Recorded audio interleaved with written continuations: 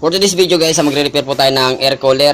Onion yung tatak niya. Ayan, onion. So, sira nito guys. Ayaw umikot yung ano. So, naka-plug na siya guys. So, testing na natin. On na natin. Yun. Wala siyang hangin. Ugong lang. So, patay na natin guys. Ipan natin. Speed.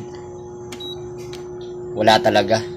So, tara guys. Samahan niyo ako. Repair natin to. Air cooler. Let's go! So, what's up guys? So, welcome sa aking YouTube channel, Astroboy TV, and FB page, Astroboy TV Official. Yun, napagana natin tong ano guys, ang kanyang air cooler. Onion yung tatak niya. So, ang sira, yung wire, at saka yung motor niya mahina ng hatak. Pero at least napagana natin guys. So, yun, follow nyo ako guys, Astroboy TV. Bago ka lang nanood sa channel ko. Content natin guys, repair vlogging po tayo. Lahat ng mga kayang i-repair, i-vlog ko po para at least kumita ka na, nakatulong ka pa. Ayun. So ayan guys, so ayan. So panoorin nyo kung paano ko ginawa yan. Sira wire at saka yung motor nga mahina ng hatak. So umpisa na natin. Intro muna tayo. Let's go!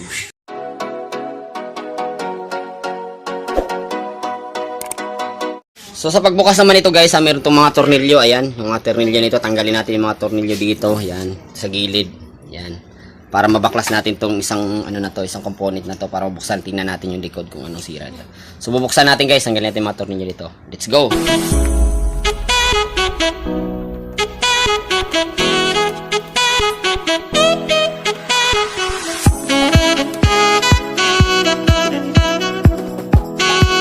So guys, so natanggal na natin yung tornilyo niya dito sa gilid. Tapos ayan ang mga tornilyo guys, so nakatabi lang. So tanggalin din natin to guys kasi para mabuksan natin yung ito po yung niya, yung para sa niya.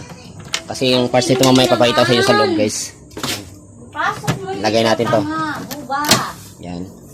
Ito po yung niya, parang nang bubuyog So tabi lang natin to. Ayan yung motor niya, guys. Ayaw kasi gumana yung motor niya. So parang lang din siya, parang motor lang din siya ng electric fan or parang washing.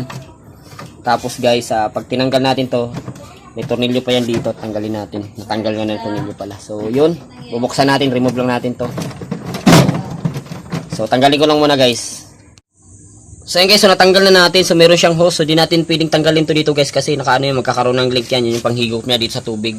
Kasi isa-shower niya dito sa Kasi meron siyang guys mamaya pakita ko sa inyo. Tanggalin ko lang muna yung motor ng pump.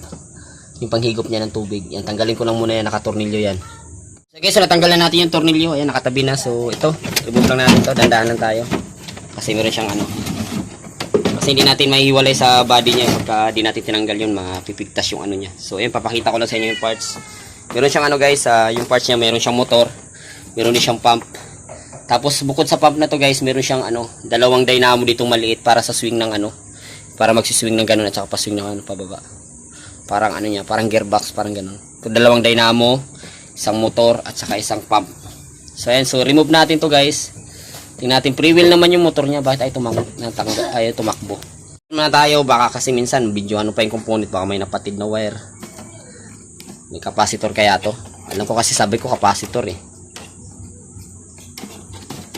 Ayan, ito yung niya guys, yung control niya, yung yung board. Ayun, to guys. May natanggal na wire. So kaya nakakabit to. So kompleto naman siya. Ito guys, dito siguro to. Yan. Kasi walang yung isang Yung pala, tanggal lang yata siguro ang wire nito guys. Testing natin guys, lagay natin tong yung wire na to. Pala yung natanggal yata Kaya lang gumana yung motor kasi natanggal yung yung sa motor. Kabit na natin to guys, then testing natin. Baka ito lang yung sira.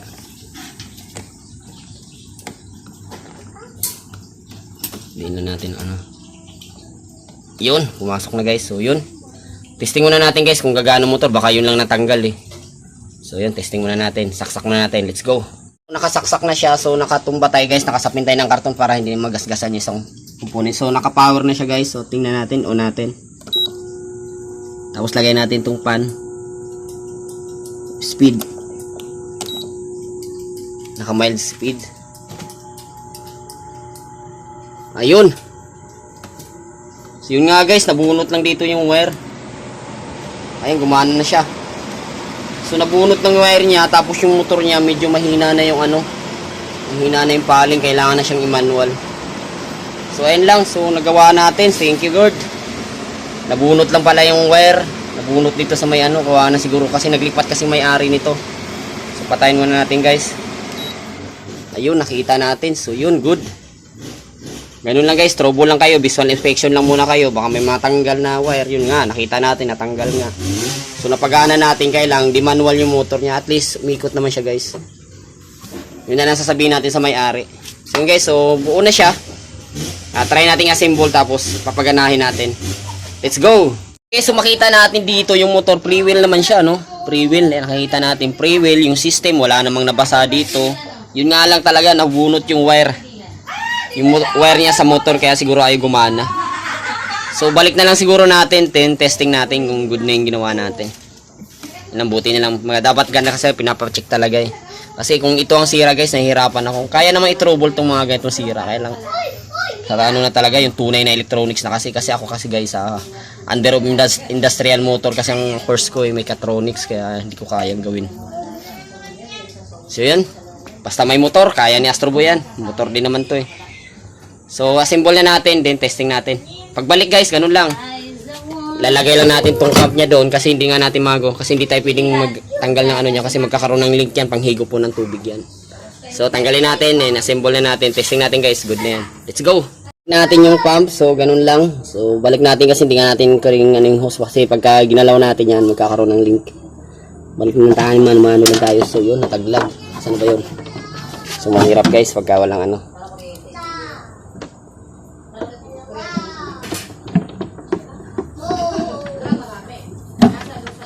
Yun, ibalik na natin. Tapos sunod gagawin guys, ito, balik natin yung cover niya. Handalan tayo. Balik yung cover. So dapat naglalak. Ayusin lang natin guys. So ano ko lang, iayusin ko lang, i-assemble ko lang. Testing natin. Yun na yata ng sira niya, tanggal na wire. Let's go. So guys, so pinatayo na natin. So lagay lang natin itong mga tornilyo niya dito. Dito, tornilyo niya. Yung mga tornilyo niya guys. So sa ilalim guys, may tornilyo din dito. Sa kabila din tornilyo. Ayan. So baka yun lang ang sira, yung natanggal na wire. So tornilyo muna natin, then testing natin guys. So, ayun guys, may meron siyang shower. Kasi yung hihigupin ng pump niya, tapos ibubuga niya dito sa may foam. Ayan. Yung foam. Tapos pag nabasa na yung foam, yun na yung hihigupin ni ano, ni motor, din ibubuga niya doon. Malamig. Maganda kung may yellow pa yan guys. Kaya pala tinawag na air cooler to. So ayan, simbol lang natin to. Let's go. So guys, so nasimbol na natin yung ano, air cooler onion. Tatak. So ayun. Testing natin guys. So ayun. Nakasaksak na rin siya. Tingnan natin. Cool. Tingnan natin sa likod guys kung gumagana yung motor niya. Ayan. Mahina na eh. Mahina na yung hatak ng motor niya guys. Kailangan i-manual na siya. So ang problema natin dito, motor na talaga. Ayan, napagana natin. Lipat natin yung speed siya. May hangin siya guys. Oh. Lakas ng hangin dan. Speed. Mild. Low. Tapos testing din natin yung swing niya guys. Ayan, swing. Yan yung swing niya sa ano, sa up and down. Tapos itong sa ano, testing din natin. Ayan. Okay na guys, napagana na natin yung system, air cooler.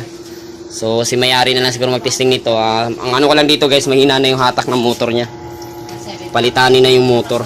Mahina na yung hatak. At least sa pagana. So yun na guys, so dito ko na tapusin yung vlog ko. Maraming salamat po. Subscribe Astroboy TV. Follow nyo ako sa aking page, Astroboy TV Official. So dito na lang yung vlog ko. Ingat po kayo. God bless. Let's go!